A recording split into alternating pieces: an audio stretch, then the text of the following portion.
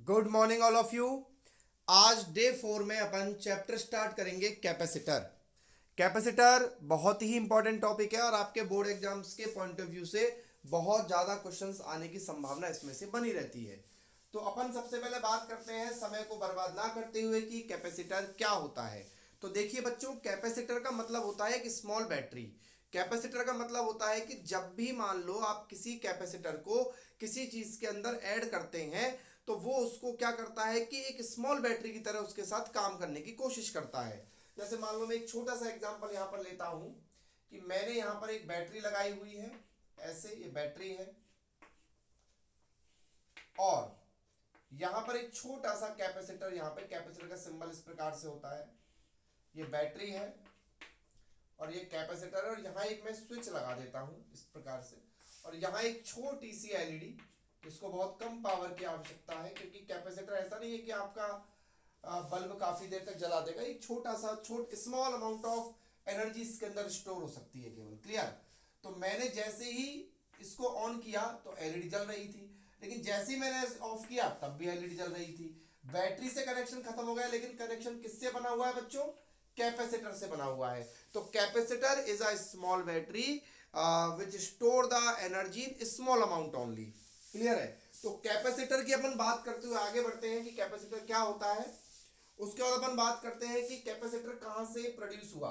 तो देखिए, अगर मान लो आप कोई कंडक्टर है, इस कंडक्टर को आप अगर चार्ज देते हो, इस कंडक्टर को अगर आप क्या देते हो? चार्ज देते हो, धीरे धीरे इसके अंदर चार्ज बढ़ने लगता है। तो जैसे जैसे बच्चों कैपेसिटर के अंदर चार्ज बढ़ेगा तो इसका पोटेंशियल इंक्रीज होगा। ध्यान रखिए, इसका पोटेंशियल इंक्रीज होगा यानी कि V इंक्रीज होगा। यानी कि हम यहां से लिख सकते हैं Q directly proportional to V। जैसे जैसे आप चार्ज बढ़ाओगे वैसे वैसे पोटेंशियल बढ़ेगा, तो Q डायरेक्टली प्रोपोर्शनल टू हो जाएगा यहाँ पर V। फिर यहाँ पर एक कांस्टेंट लगाया जाएगा जो Q इज इक्वल टू होगा CV, और ये C यहाँ पर जो होगा वो होगा capacitance of this capacitor. Clear है? तो C यहाँ पर अपन लेंगे तो C बराबर आएगा यहाँ पे Q बाई V। आप थोड़ा स्पीड में समझने की कोशिश करिए, समय कम है, हमें 20 से 22 दिन के अंदर पूरी फिजिक्स को रिवाइज करना है। तो C बराबर Q बाई V। Q की जो यूनिट होगी वो होगी बच्चों कुलाम्ब, और V की यूनिट होगी वो होगी बच्चों वोल्ट। ठीक है?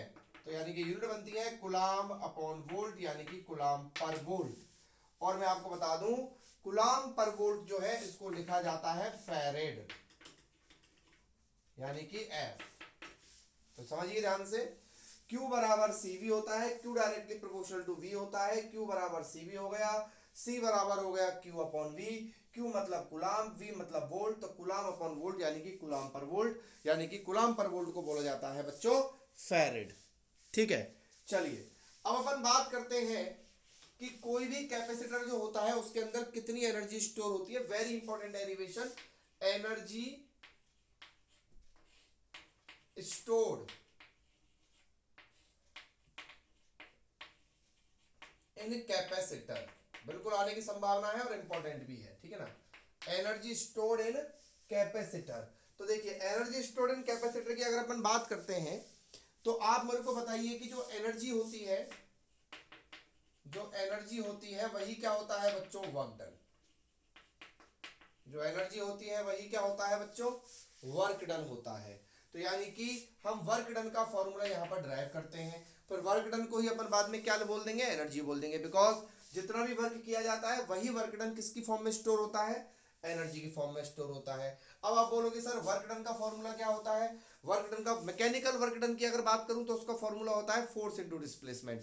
लेकिन अगर मैं बात करूंगा यहाँ पे वर्क डन की, तो वर्क डन का जो फॉर्मूला यहाँ पर बनेगा, तो देखो V बराबर क्या होता है बच्चों? W by Q. तो W बराबर क्या हो जाएगा? V into Q.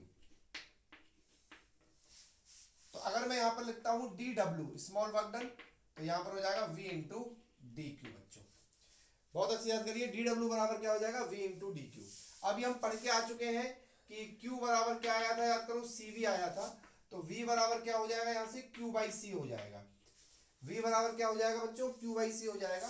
तो यहाँ पे DW बराबर मैं लिख देता हूं Q upon C into D Q. फिर मैं इसका इंटीग्रेशन करूंगा तो Q by C into D Q. अब चूंकि C कांस्टेंट है तो वो बाहर आ जाएगा, 1/c, अंदर बचेगा Q इंटू डी क्यू। ठीक है, Q का इंटीग्रेशन डी क्यू के रेस्पेक्ट में हो जाएगा क्यू स्क्वायर बाई टू, तो 1/c, और Q का इंटीग्रेशन करेंगे तो हो जाएगा क्यू स्क्वायर बाई टू। तो अब बताइए बच्चों, एनर्जी जो है, एनर्जी स्टोरिंग कैपेसिटी कितनी आ रही है बच्चों, Q square by two C, Q square by two C. अब इसको और मॉडिफाइड किया जा सकता है, E is equal to Q की जगह क्या लगाया जा सकता है, सी वी, तो C square V square by two C, एक सी से एक सी कट जाएगा, तो एनर्जी का फॉर्मूला यहाँ पर हाफ सी वी स्क्वायर भी आ सकता है। तो ये डेरिवेशन बड़ा इंपॉर्टेंट है, इसको याद रखें कि कितनी एनर्जी कैपेसिटर के अंदर स्टोर होती है जब हम उसको चार्ज सप्लाई करते हैं।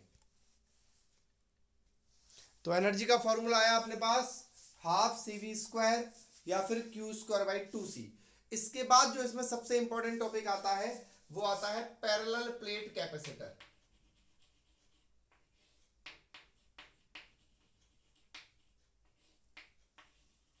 पैरेलल प्लेट कैपेसिटर यानी कि पीपीसी, यानी कि जो कैपेसिटर होता है उसका एक टाइप। सबसे पहले हमने पढ़ा कैपेसिटर क्या होता है, फिर हमने पढ़ा कि कैपेसिटर के अंदर कितनी एनर्जी स्टोर होती है। अब हम पढ़ेंगे कैपेसिटर का एक टाइप जो नॉर्मली यूज किया जाता है, पीपीसी यानी कि पैरेलल प्लेट कैपेसिटर। तो देखिए इसमें क्या होता है बच्चों, एक प्लेट ली जाती है, इस तरीके से अपन ने एक प्लेट ले ली है और इसको बच्चों चार्ज दिया जाता है। तो इसको हमने पॉजिटिव चार्ज दे दिया मान लो, और इसकी चार्ज डेंसिटी है बच्चों सिग्मा, सिग्मा मतलब चार्ज डेंसिटी है। फिर हम क्या करेंगे, इसकी बगल में एक नेगेटिव एक प्लेट लगा देंगे, ठीक है। तो क्या होगा, और ये मान लो इसके बीच की डिस्टेंस है डी, तो क्या होगा, इंडक्शन प्रोसेस फॉलो होगी और धीरे धीरे इस पॉजिटिव की वजह से यहां पर एक नेगेटिव चार्ज इंड्यूस होने लग जाएगा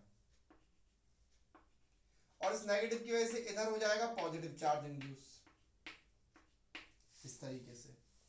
फिर हम क्या करेंगे बच्चों, ये वाली जो प्लेट है इस प्लेट को अपन अर्थिंग कर देंगे। तो जैसे हमने इस प्लेट की अर्थिंग करी तो ये पूरा पॉजिटिव चार्ज जो है ये जमीन के अंदर चला जाएगा, और जैसे ये पूरा चार्ज जमीन के अंदर जाएगा तो इस प्लेट पर रह जाएगा केवल नेगेटिव चार्ज, और ये प्लेट तो बन जाएगी पॉजिटिव जो पहले से पॉजिटिव थी,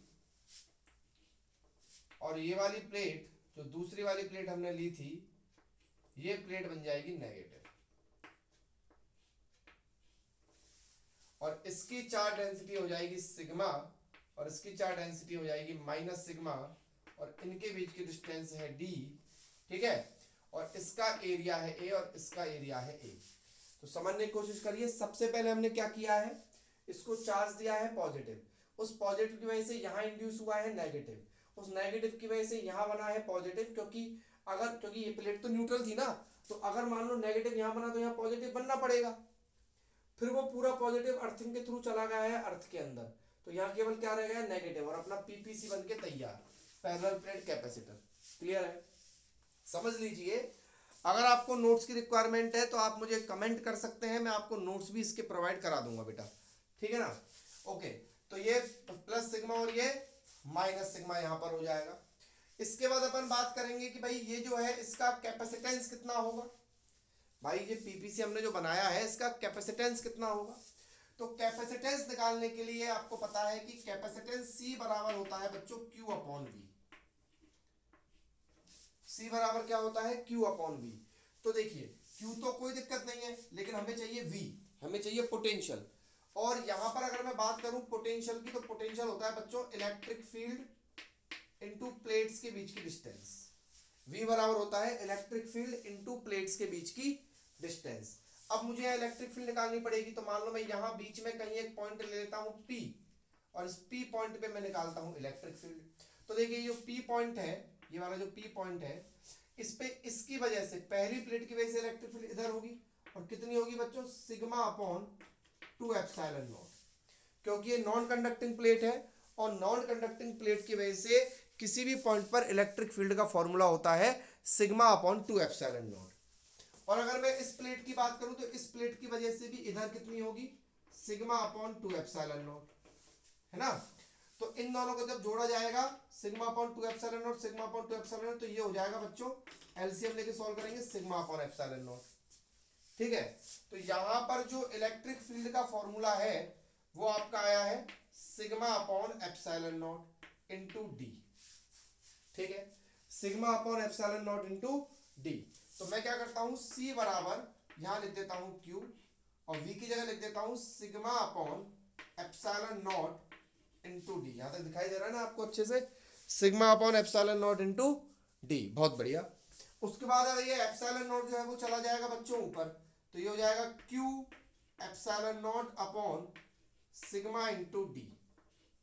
ठीक है, अब आपको पता होना चाहिए कि सिग्मा जो है इसका फॉर्मूला होता है Q बाई ए। सिग्मा जो होती है वो सरफेस चार्ज डेंसिटी होती है, और सिग्मा का फॉर्मूला होता है Q अपॉन ए। तो सिग्मा को अगर मैं Q अपॉन ए लिखूंगा तो sigma epsilon not, sorry Q epsilon not, sigma को लिखूंगा मैं Q by A into D. तो Q से Q कट जाएगा, और जब ये A ऊपर जाएगा तो ये हो जाएगा आपका A epsilon not upon D. तो आपका जो कैपेसिटेंस आया है वो कितना आया है बच्चों, पैरेलल प्लेट कैपेसिटर का A epsilon not upon D. तो बहुत ध्यान से इसको, बहुत अच्छे से आप इसको सॉल्व करिएगा कि पैरेलल प्लेट कैपेसिटर कैसे बनाया जाता है, और पैरेलल प्लेट कैपेसिटर का जो कैपेसिटेंस है वो कितना होता है, और उसको कैसे सॉल्व किया जाता है। तो अगला टॉपिक आता है कि जो पैरेलल प्लेट कैपेसिटर हमने देखा था, जो पैरेलल प्लेट कैपेसिटर हमने देखा था इस प्रकार से,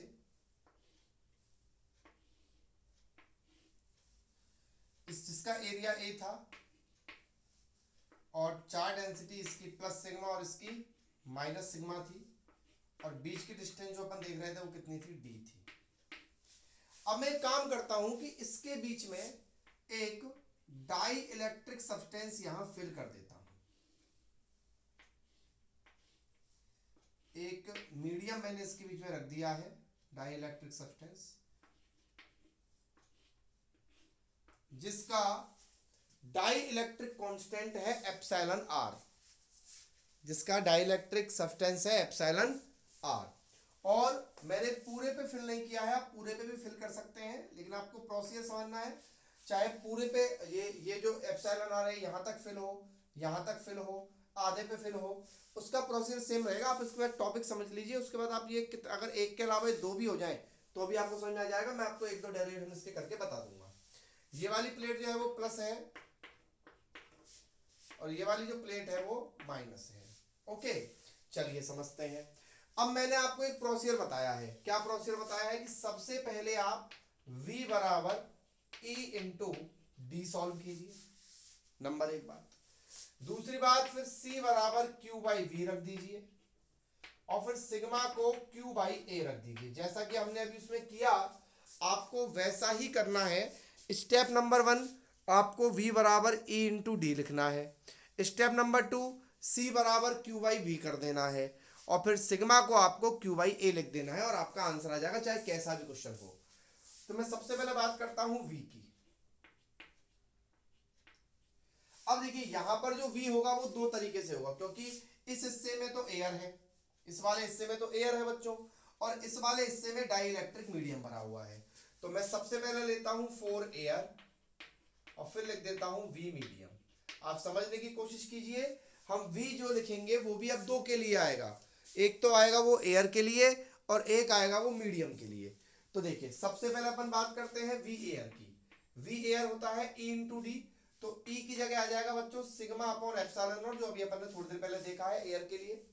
और अगर मैं बात करूं एयर कितने हिस्से में है बताइए, मान लो इसकी जो लेंथ है वो मान लो T है, तो T हिस्से में तो है डाई इलेक्ट्रिक मीडियम, अब बचे हुए हिस्से में क्या है, एयर, तो मैं लिख दूंगा D minus T. Clear, sigma by epsilon not into D minus T plus. अब आ जाइए मीडियम के लिए। मीडियम में होगा sigma upon epsilon m, medium के लिए m ले लिया, और कितने में है ये, T में है। तो इस प्रकार से आपको लिख देना है, ठीक है ना। दूसरा sigma upon epsilon not D minus T plus, अब सिग्मा जो है सिग्मा रहेगा, एप्सिलॉन एम की जगह लिख दीजिए एप्सिलॉन नॉट एप्सिलॉन आर। ध्यान रखें एप्सिलॉन एम बराबर हमेशा क्या होता है, epsilon not epsilon R into T, ठीक है। अब देखिए कॉमन क्या आ रहा है, तो कॉमन आ रहा है सिग्मा अपॉन एप्सिलॉन नॉट, हमेशा यही कॉमन आएगा, और बचेगा D minus T plus T upon epsilon R. Clear है। फिर मैंने आपको क्या बताया, C बराबर क्यू बाई वी करिए, तो C बराबर क्यू बाय वी, V की जगह sigma upon epsilon not D minus T plus T upon epsilon R लिख दिया। C बराबर क्यू बाई कर दिया। अब सिग्मा को रख दीजिए, क्या सिग्मा को रख दीजिए क्यू बाई ए, तो देखिए क्यू सिग्मा को अभी एप्सिलॉन नॉट तो गया ऊपर और रह गया सिग्मा, सिग्मा को रख दीजिए क्यू बाई ए और ब्रैकेट में D minus T plus T by epsilon R. Q से क्यू कट गया, ए भी ऊपर गया, तो लास्ट एंड फाइनल जो फॉर्मूला आना चाहिए वो आएगा आपका ए एप्सिलॉन नॉट, और नीचे जो बचा उसको आप एज इट इज इसको यहाँ पर लिख दीजिए D minus T plus T upon epsilon R. खत्म, ये आपका डाइलेक्ट्रिक मीडियम का हो गया। अब मान लो कभी क्वेश्चन में आपसे कहते कि साहब 2 डाइलेक्ट्रिक मीडियम भर दिए, अरे तो 2 भर दो 3 भर दो, उससे क्या फर्क पड़ रहा है। देखिए अगर मैं 2 डाइलेक्ट्रिक मीडियम भर दूंगा तो भी उससे कोई फर्क नहीं पड़ने वाला। देखिए कैसे नहीं पड़ेगा, देखो मान लो ये प्लेट है,